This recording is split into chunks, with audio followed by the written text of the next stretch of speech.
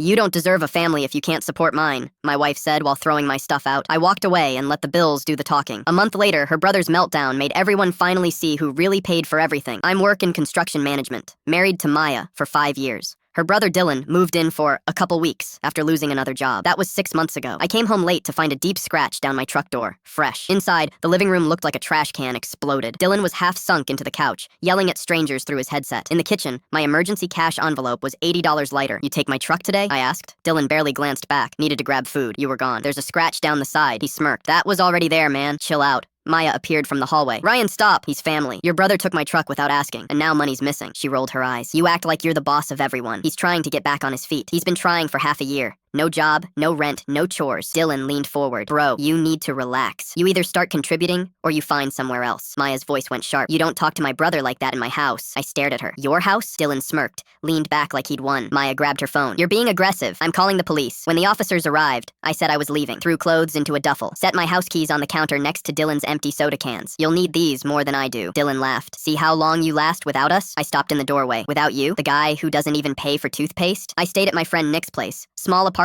above his auto shop. That week, I reviewed my bank accounts. Almost everything was under my name. Maya's paycheck barely covered gas. I called a lawyer. You can stop paying for anything that isn't secured debt. Keep the mortgage current, but everything else, your choice. That night, I transferred everything. Cash, investments, house deed, to my mother's name in an irrevocable trust. Kept enough in our joint account to look normal. The rest was locked down. 2 weeks later, she sat me down. We need to talk. I think we should get a divorce. She filed. The papers demanded everything. Half the house, my savings, assets, the car, plus spousal support. At mediation, her lawyer arrived with aggressive demands. When it was our turn, my attorney slid paperwork across the table, showing all major assets transferred to my mother's trust weeks before she filed. Legal, notarized, irrevocable. The room went silent. She grabbed the papers, face flushing. You planned this? She hissed. You knew I was going to file? I didn't respond. Her lawyer tried finding loopholes, but couldn't. This isn't over, she said, leaving. She started calling, first apologetic, then screaming, then desperate. When that didn't work, she told friends it was all a prank. A friend sent me screenshots of texts between her and some guy Jake from work who'd been coaching her. Once the settlement's done, we'll have everything we need. Just make him feel guilty. 3 weeks after I cut off the bills, power got shut off at the house. Dylan threw a plate, punched a hole in the drywall, started screaming. Neighbors called cops. They arrested him. Maya called that night. He's gone. The house is a mess. Everything's gone. I stayed quiet. I'm sorry, she whispered. I hung up. 6 weeks later, escrow closed. The wire hit, keys changed hands. Done. 3 months in, I'd rebuilt everything. Small apartment, steady repair business, sleeping through the night. Dylan tried asking me for a place to crash. I told him to try a job application and drove off. Maya texted wanting to meet. We sat on a park bench. She looked different. No makeup? Real. I'm working 2 shifts, paying off debts. I know I messed up. Good, keep going. Do you think we could ever try again? Maybe. When you've built something by yourself. When you can stand on your own. She nodded and left. I didn't ruin them. I just stopped saving them.